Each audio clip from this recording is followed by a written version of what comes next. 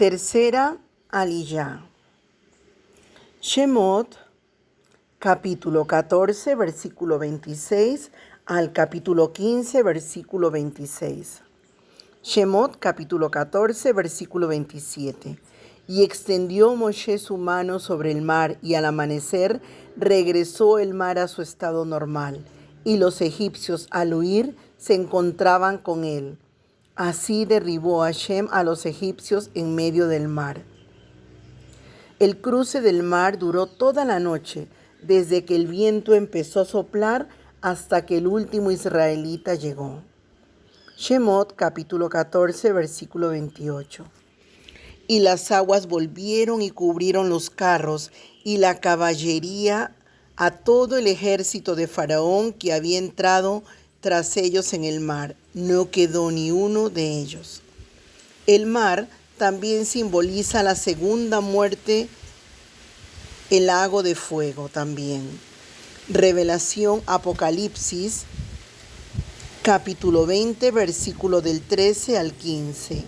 Y el mar entregó los muertos que estaban en él, y la muerte y el Sheol entregaron a los muertos que estaban en ellos, y fueron juzgados, cada uno según sus obras. Y la muerte y el Sheol fueron arrojados al lago de fuego. Esta es la muerte segunda, el lago de fuego. Y el que no se encontraba inscrito en el libro de la vida fue arrojado al lago de fuego. Shemot, capítulo 14, versículo 29. Mas los hijos de Israel pasaron en seco por en medio del mar, y las aguas les eran como un muro a su derecha y a su izquierda. Este acto constituye una de las obras de fe más importantes de la historia de Israel. Hebreos, Ibrín, capítulo 11, versículo 29. Por la fe pasaron el mar de cañas como por tierra seca, y cuando los egipcios lo intentaron hacer, se ahogaron. Si el infiel intenta pasar por el camino de fe, se ahoga. Shemot, capítulo 14, versículo 31. Cuando Israel vio el gran poder que Hashem había usado contra los egipcios, el pueblo temió a Hashem, y creyeron en Hashem y en Moshe su siervo. El que teme al Eterno y cree en Él se entrega, se somete y es fiel al liderazgo que Él ha puesto en su reino. Es imposible ser fiel al Eterno sin ser fiel a las autoridades que Él ha puesto. Segunda de Crónicas, Divrei Hayim, Bet, capítulo 20, versículo 20. Confiad en Hashem vuestro Dios y estaréis seguros. Confiad en sus profetas y triunfaréis. El resultado práctico de la entrega al Eterno es la entrega a sus siervos que han sido puestos como líderes. Segunda de Corintios, Divrei Hayim, Bet, capítulo 8, versículo 5. Y esto no como lo habíamos esperado, sino que primeramente se dieron a sí mismos, al Señor y luego a nosotros por la voluntad de Dios. Shemot, capítulo 15, versículo 1. Entonces Moshe y los hijos de Israel cantaron este cántico a Hashem y dijeron: Canto a Hashem porque ha triunfado gloriosamente, al caballo y a su jinete ha arrojado al mar. Cantaron al Eterno, no a los hombres. Esta es una verdadera alabanza que está dirigida al Eterno y tiene el propósito de agradarle a Él, no a los hombres. La palabra cantaron está escrita de forma futura, cantarán. Cuando el verbo aparece de esta forma, puede entenderse de tres maneras. Una intención del corazón que no es necesario que se cumpla. Números, Bemidbar, capítulo 21, versículo 17. Josué, Yahoshua, capítulo 10, versículo 12. Primera de Reyes, Melaquín Aleph, capítulo 7, versículo 8, capítulo 11, versículo 7. 2. Un presente continuo, algo que se hace siempre. Números, Bemidbar, capítulo 9, versículo 20. Job, capítulo 1, versículo 5. Y 3. Algo que se hará en el futuro. De aquí los maestros dijeron que la resurrección de los muertos se deriva del mismo texto de la Torá. En este caso, podemos descartar el presente continuo, puesto que solo cantaron junto al mar una vez. Pero es interesante notar que la Torá habla del cántico de Moshe, que será cantado en relación con la redención final y la resurrección de los muertos. Itgalut, Apocalipsis, capítulo 15, versículo del 2 al 4. Vi también como un mar de cristal mezclado con fuego, y a los que habían salido victoriosos sobre la bestia, sobre su imagen y sobre el número de su nombre, en pie sobre el mar de cristal, con arpas de Dios. Y cantan el cántico de Moshe, siervo de Dios, y el cántico del Cordero, diciendo: grandes y maravillosas son tus obras, oh Señor Dios Todopoderoso. Justos y verdaderos son tus caminos, oh Rey de las naciones, oh Señor. ¿Quién no temerá y glorificará tu nombre? Pues solo tú eres santo, porque todas las naciones vendrán y adorarán en tu presencia, pues tus justos juicios han sido revelados. El cántico de Moshe y del Cordero es el cántico de la redención final. Al igual que Moshe y los hijos de Israel salieron del mar, que simboliza la resurrección, así todos los que han puesto su confianza en el Mashiach de Israel serán redimidos de la muerte para poder cantar en el otro lado este cántico al Eterno. El cántico de Shemot, Éxodo capítulo 15, nos enseña la importancia de expresarse con cantos, danzas e instrumentos al Eterno. Es parte de nuestra devoción a Él. Es una manera de mantenernos ardientes en el Espíritu. Esta canción tiene 3 temas principales. 1. La grandeza del Eterno. 2. La liberación de los mitzritas. Y 3.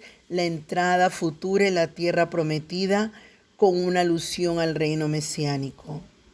Shemot, capítulo 15, versículo 2.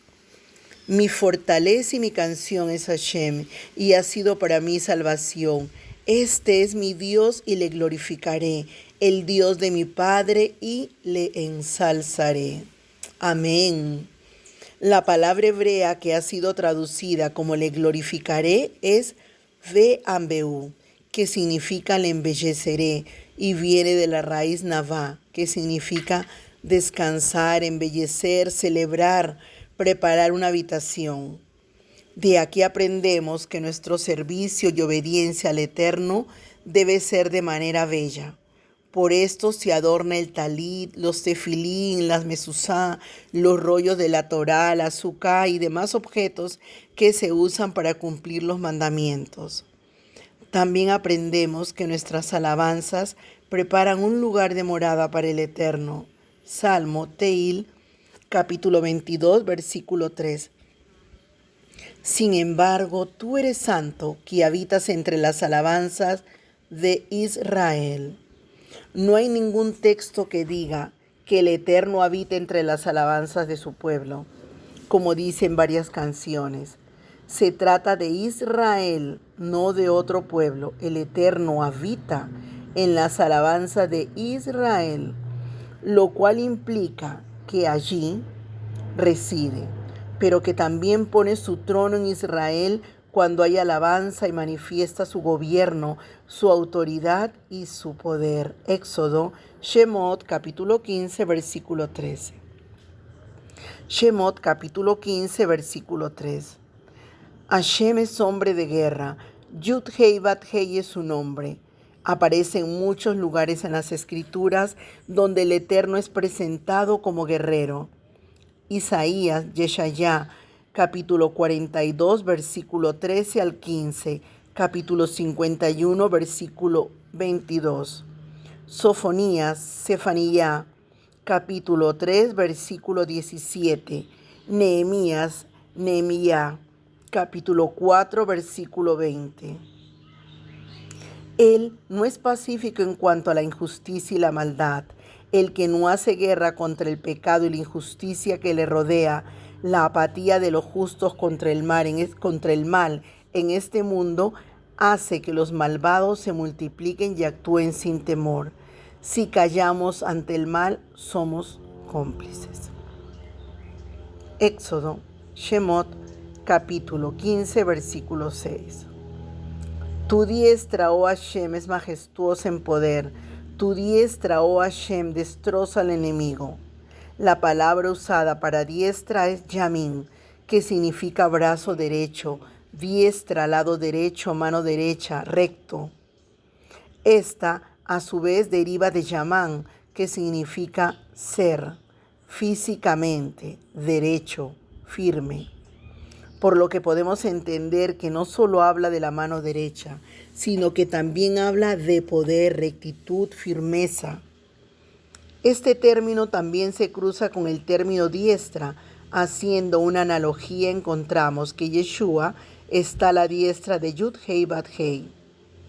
El Rab Shaul dijo en Romanos, Romillim, capítulo 8, versículo 34. ¿Quién los condenará cuando el Mashiach Yeshua fue el que murió?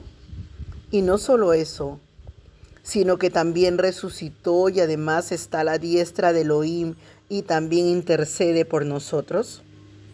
En esta declaración encontramos un dato importante, y es que la partícula la es en griego en, que quiere decir en, sobre, por, lo que nos dice que Yeshua está en o sobre la diestra de Yud-Hei Bat-Hei, en el poder de Yahweh, o es la diestra de Yahweh. Shemot capítulo 15 versículo 9. El enemigo dijo: perseguiré, alcanzaré, repartiré el despojo, se saciará mi alma de ellos, sacaré mi espada, los destruirá mi mano. Los enemigos de Israel son enemigos del Eterno. Los enemigos del Eterno son enemigos de Israel. Salmo Teil, capítulo 83, versículo del 2 al 3. Es imposible amar al Eterno y odiar a Israel. El que dice que ama al Eterno y aborrece a Israel es un mentiroso.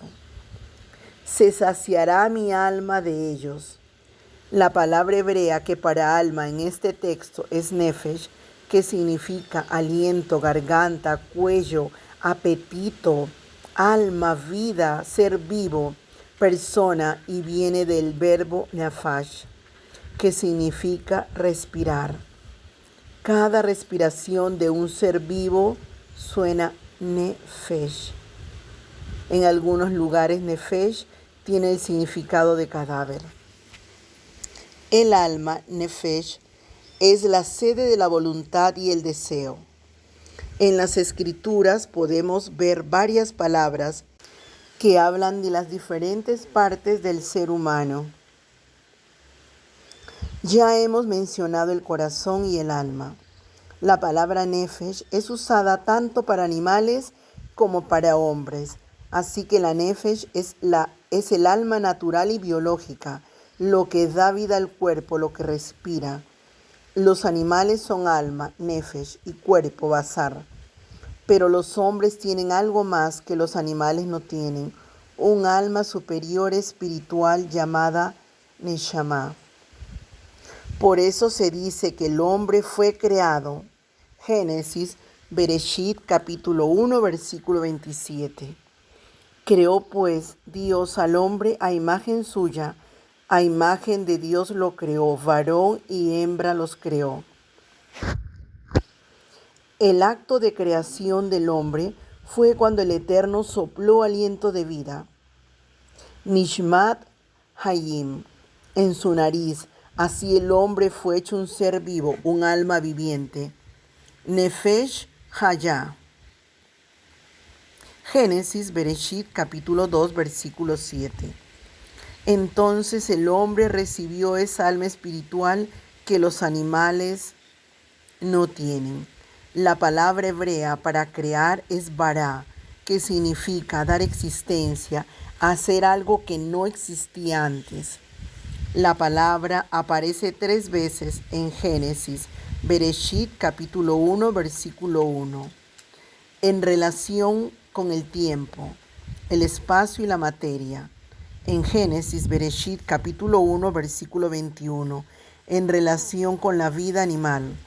En Génesis, Bereshit capítulo 1, versículo 27, en relación con el hombre. Esto nos enseña que hay una diferencia entre lo material y los animales, y entre los animales y los hombres, porque necesitan actos de creación diferentes para llegar a existir. El cuerpo de los animales fue tomado de la tierra, y el alma de ellos fue creada. El cuerpo del hombre también fue tomado de la tierra, pero su alma recibió un toque especial del Rúa del Eterno. Algo nuevo fue creado diferente al alma animal. Es el alma espiritual del hombre, la vida superior. Juan, Johanán, capítulo 6, versículo 63. El espíritu, el Rúa de Hashem, es el que da vida. La carne para nada aprovecha. Las palabras que yo os he hablado son espíritu, Rúa y son vida. Y Salmo, Teil, capítulo 104, versículo 30. Envías tu espíritu, son creados, y renuevas la faz de la tierra. Así que cuando el Eterno sopló con su Rúa en la nariz de aquella estatua de barro que había formado, el hombre fue creado. Su vida espiritual empezó a existir, su espíritu fue formado. La palabra hebrea para espíritu es Rúa, que significa soplo, viento, aliento, respiración, ánimo, mente, ira, tempestad. Este amplio significado de la palabra hace que el concepto espíritu del hombre es entendido de varias maneras en las Escrituras. Puede ser simplemente su aliento, es decir, su vida. También puede significar su intelecto y puede significar su vida superior, su vida espiritual. Según Génesis, Bereshit, capítulo 7, versículo 15, todos los animales tienen Rúa, pero en ningún lugar está escrito que los animales tienen Neshama. Consecuentemente, podemos deducir que Neshama es más alto que Ruach. Cada ser humano es el producto de una creación, es decir, el Eterno le da vida espiritual, crea su espíritu en el momento cuando la vida biológica de su cuerpo es formada en el vientre de la madre. Salmo Teil, capítulo 89, versículo 47. Recuerda cuán breve es mi vida. ¿Y con qué propósito vano has creado a todos los hijos de los hombres? E Isaías, Yeshayá, capítulo 43, versículo 7. A todo el que he llamado por mi nombre y a quien he creado para mi gloria, a quien he formado y a quien he hecho. En esta última porción de la Escritura aparecen 3 palabras: creado, formado y hecho.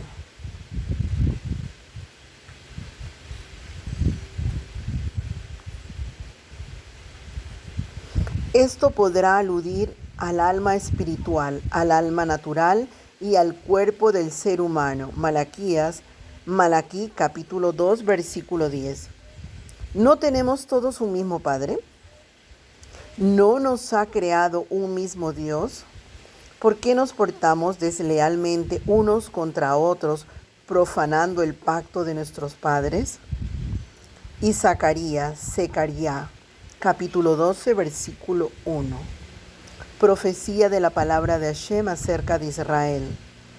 Hashem, que extiende los cielos, pone los cimientos de la tierra y forma el espíritu del hombre dentro de él.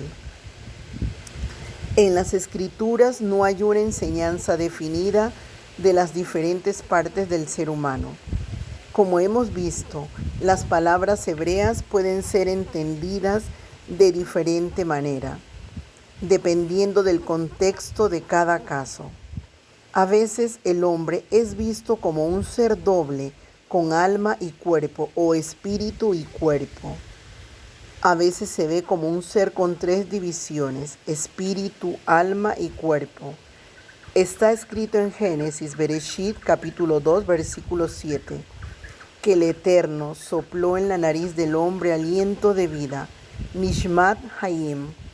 La palabra hebrea para aliento es Neshama, y que significa alma, aliento, soplo, espíritu, ser vivo. Esta palabra no se usa en relación con los animales. La Neshama constituye el alma superior dentro del hombre. Isaías, Yeshayá, capítulo 42, versículo 5.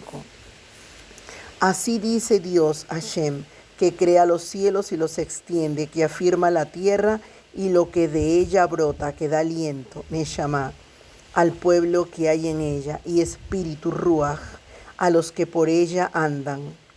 Y Proverbios, Mishle, capítulo 20, versículo 27. Lámpara de Hashem es el espíritu, Neshama, del hombre que escudriña lo más profundo de su ser. Existen tres tipos de vida: biológica, animal y espiritual. Primero, la vida biológica. Se puede estudiar de manera química. En las plantas y los árboles hay vida biológica, también en los cuerpos de los animales y en los cuerpos de los hombres. Está íntimamente conectada con la tierra. En esa vida hay ciertas manifestaciones de sentimientos, voluntad e intelecto. Segunda, luego está la vida animal, del alma, de la nefesh. Esa vida es superior a la vida biológica. Allí hay manifestaciones más claras de sentimientos, voluntad e intelectos. Y por último, la vida espiritual.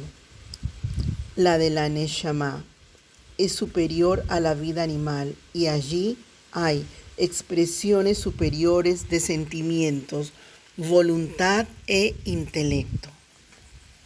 El hombre tiene su existencia en esos tres niveles de vida: la vida biológica en su cuerpo, la vida animal en su nefesh y la vida espiritual en su neshama.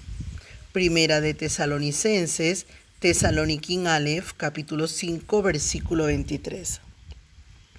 Y que el mismo Dios de paz os santifique por completo, y que todo vuestro ser, espíritu, alma y cuerpo sea preservado irreprensible para la venida de nuestro Señor Yeshua el Mesías. El ser humano es espíritu, alma y cuerpo. Así que si falta uno de ellos, el hombre no es hombre, sino una fracción de hombre. Un hombre necesita su cuerpo para ser hombre. La idea de que el hombre está encarcelado en su cuerpo y necesita ser liberado de esa cárcel no está de acuerdo con las Escrituras. El cuerpo es parte del ser humano. Existen varias palabras hebreas para hombre. Una de ellas es Adam, rojo, y está relacionada con la palabra Adamá, que significa tierra. El hombre viene de la tierra por un lado y del cielo por el otro. Así que el hombre es la combinación de la unión entre lo terrenal y lo celestial. El Eterno formó su cuerpo de la tierra y sopló en su nariz, y así llegó a ser un hombre. El espíritu del Eterno es lo que está dando vida al espíritu del hombre. Job y Job, capítulo 32, versículo 8. Pero hay un espíritu en el hombre y el soplo del Todopoderoso le da entendimiento. Cuando el espíritu del hombre sale de su cuerpo, el cuerpo muere. Salmo, Teil, capítulo 146, versículo 4. Su espíritu exhala, él vuelve a la tierra. En ese mismo día perecen sus planes. Isaías, Yeshayá, capítulo 57, versículo 16.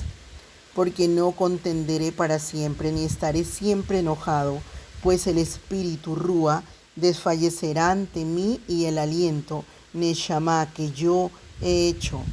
Y Eclesiastés, Cogelet, capítulo 12, versículos 6 y 7. acuérdate de él, antes que se rompe el hilo de plata, se quiebre el cuenco de oro, se rompe el cántaro junto a la fuente y se haga pedazos la rueda junto al pozo. Entonces volverá el polvo a la tierra como lo que era, y el espíritu Ruach volverá a Dios que lo dio. El nuevo nacimiento del hombre implica, en primer lugar, una transformación del corazón, lo más íntimo del ser humano. Yehezkel capítulo 11, versículo 19. Yo les daré un solo corazón y pondré un espíritu nuevo dentro de ellos, y quitaré de su carne el corazón de piedra y les daré un corazón de carne. Isaías Yeshayá capítulo 57, versículo 15. Porque así dice el alto y sublime, que vive para siempre, cuyo nombre es santo. Habito en lo alto y santo, y también con el contrito y el humilde de espíritu, para vivificar el espíritu de los humildes y para vivificar el corazón de los contritos. El que se encuentra en el Mashiach es una nueva creación. Segunda de Corintios, Corintiyim Bet, capítulo 5, versículo 17. De modo que si alguno está en el Mesías, nueva criatura es, las cosas viejas pasaron, he aquí son hechas nuevas. Y Efesiyim, capítulo 4, versículo 24. Y os vistáis del nuevo hombre, el cual en la semejanza de Dios ha sido creado en la justicia y santidad de la verdad. En la resurrección, el cuerpo también experimentará los resultados de la transformación del corazón del hombre, para que todo el ser humano sea redimido de la muerte, para llegar a ser inmortal. Filipenses, capítulo 3, versículo 21. El cual transformará el cuerpo de nuestro estado de humillación en conformidad al cuerpo de su gloria, por el ejercicio del poder que tiene aún para sujetar todas las cosas a sí mismo. En resumen, el hombre puede ser visto de esta manera: espíritu, Rúa en hebreo, alma superior, Neshama, alma inferior, Nefesh, y cuerpo, Basar. Éxodo Shemot, capítulo 15, versículo 13. En tu misericordia has guiado al pueblo, que has redimido con tu poder, los has guiado a tu santa morada. La salida de Mitzrayim es una redención. Fue la primera redención que anuncia la redención final, cuando Israel va a ser sacado de todas las naciones de la misma manera como en la primera redención.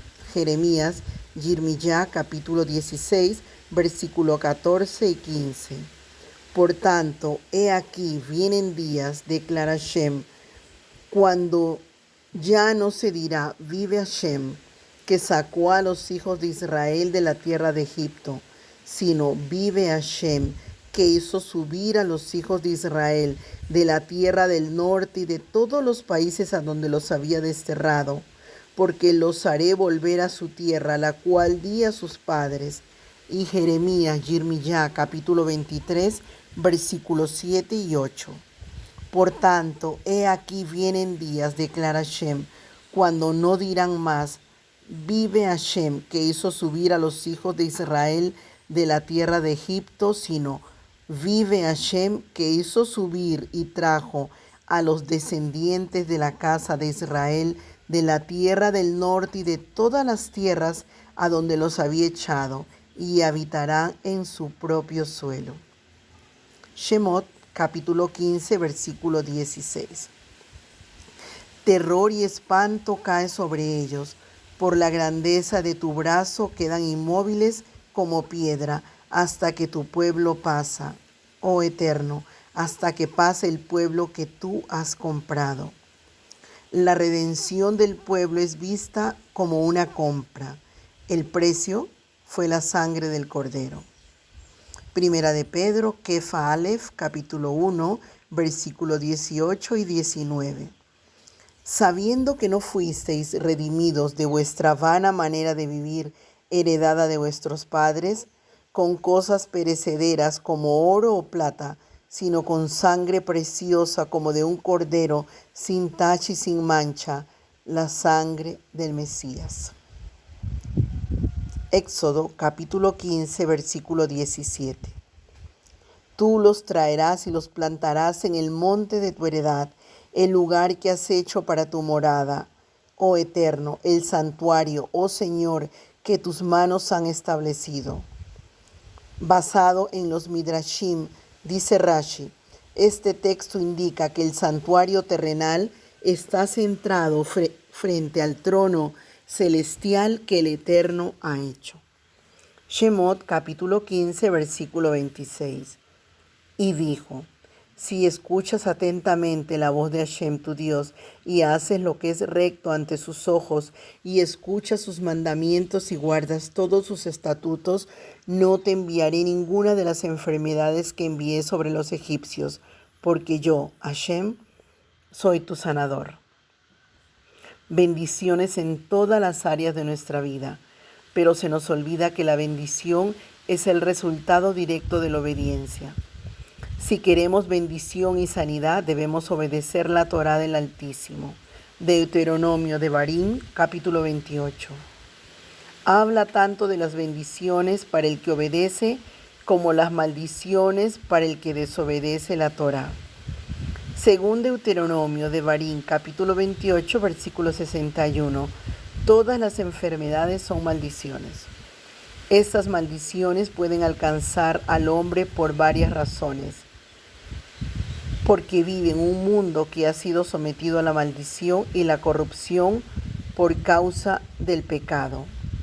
2. Porque no cumple los mandamientos del Eterno y así trae maldición sobre sí que produce ciertas enfermedades. Y tercera, por un castigo directo del Eterno por causa de un corazón no arrepentido. Cuando nosotros obedecemos y nos arrepentimos de una vida llena de pecado, el Eterno promete lo que está escrito en Deuteronomios de Barín capítulo 7 versículo 15. Y Hashem apartará de ti toda enfermedad y no pondrá sobre ti ninguna de las enfermedades malignas de Egipto que has conocido, sino que las pondrá sobre los que te odian. Y Salmo Teil capítulo 103 versículo 3. Él es el que perdona todas tus iniquidades, el que sana todas tus enfermedades. Amén y amén.